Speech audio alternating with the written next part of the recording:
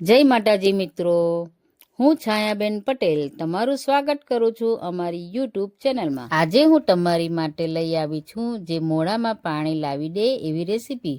જો તમને Chinese food ગમે છે તો તમે મારો આખો આ રેસીપીનો વિડીયો જોજો સ્કીપ કર્યા વગર। તો આજે આપણે મંચુરિયન નૂડલ્સ રેસીપી બનાવશું। આ વાનગી ખૂબ જ સ્વાદિષ્ટ, મસાલેદાર અને સ્વાદથી ભરપૂર છે, તો નાના છોકરાઓને ખૂબ જ ભાવશે અને બજારથી લાવવાની જીદ ના કરશે। તો ચાલો બનાવવાનું શરૂ કરીએ। ચાલો સામગ્રી જોઈ લઈએ।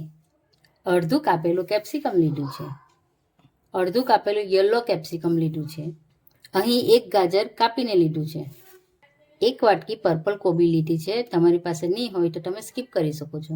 અહીં 2 કાપેલા કાંદા લીધા છે, અહીં 3 પીસ બોઇલ કરેલી બ્રોકલી લીધી છે, અડધી કોબી લીધી છે। તો ચાલો કોબી છીણી લઈએ। અહીં મેં અડધી કોબી લીધી છે, તમે તમારા હિસાબથી ક્વોન્ટિટી વધતી ઓછી કરી શકો છો। તમને છીણવાનું ના ગમતું હોય તો તમે મિક્સરમાં પણ ક્રશ કરી શકો છો।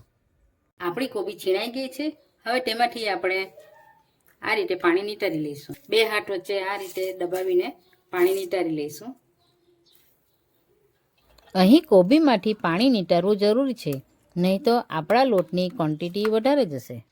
આ રીતે જ આપણે બધી કોબીમાંથી પાણી નીતારી લઈશું। જો આ રીતે આપણી કોબીમાંથી બધું પાણી નીકળી ગયું છે। ચાલો તો હવે મંચુરિયનનું બેટર રેડી કરીએ। સૌથી પહેલાં આપણે 2 ચમચી કોર્નફ્લાવર ઉમેરીશું। અહીં 1 વાટકી ચોખાનો લોટ આપણે ઉમેરીશું। તમારી પાસે ચોખાનો લોટ ના હોય તો તમે ઘઉંનો લોટ પણ ઉમેરી શકો છો। હવે એમાં આપણે નાની વાટકી કાપેલા ગાજર છે તે ઉમેરીશું। અહીં 1 ચમચી કાપેલી લીલી હળદર છે તે ઉમેરીશું। 1 કાપેલું મરચું આપણે ઉમેરીશું। લીલા મરચાં નાખવાથી સ્વાદ સારો આવે છે। હવે આપણે અડધી ચમચી હળદર એડ કરીશું। અડધી ચમચી આપણે મરચાંની ભૂકી એડ કરીશું। અડધી ચમચી આપણે ધાણા જીરું એડ કરીશું। સ્વાદ અનુસાર આપણે મીઠું નાખીશું। હવે આપણે એને બરાબર મિક્સ કરી લઈએ।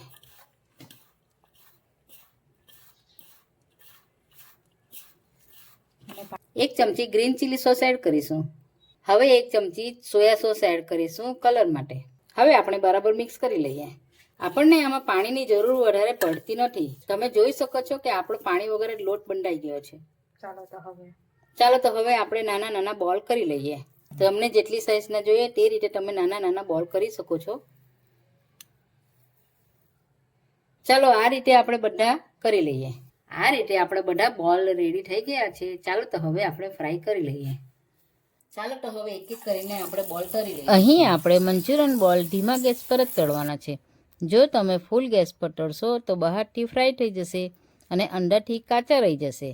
આપણે 3 થી 4 મંચુરિયન બોલ તળવાના છે, નહીં તો આપણા બોલ ચીટકી જશે અને તૂટી જવાનો ભય રહેશે। અને બરાબર હલાવી લઈએ, જ્યાં સુધી ગોલ્ડન બ્રાઉન ના થાય ત્યાં સુધી આપણે થવા દઈએ।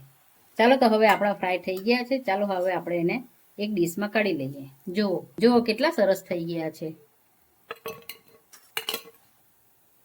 બજારમાં મળે તેના કરતાં પણ કેટલા સરસ આપણા થઈ ગયા છે। હવે આ જ રીતે આપણે બીજા બધા તળી લઈશું।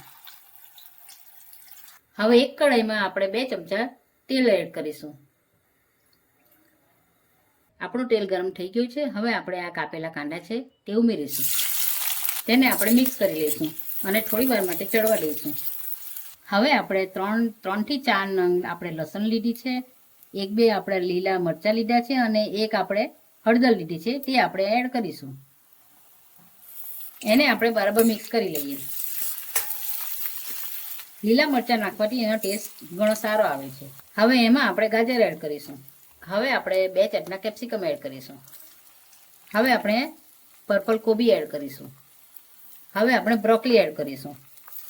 આપણે હવે બરાબર મિક્સ કરી લઈશું।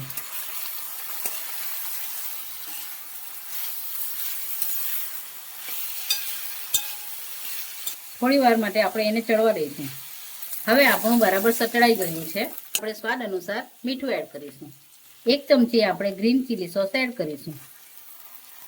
2 ચમચી સોયા સોસ એડ કરીશું। હવે આપણે બરાબર મિક્સ કરી લઈએ। ચાલો તો હવે આપણે બોઇલ કરેલા નૂડલ્સ છે તે ઉમેરીશું। એમાં આપણે મંચુરિયન બોલ ઉમેરીશું। હવે આપણે બરાબર મિક્સ કરી લઈએ. આ રીતે આપણે બરાબર મિક્સ કરી લઈશું.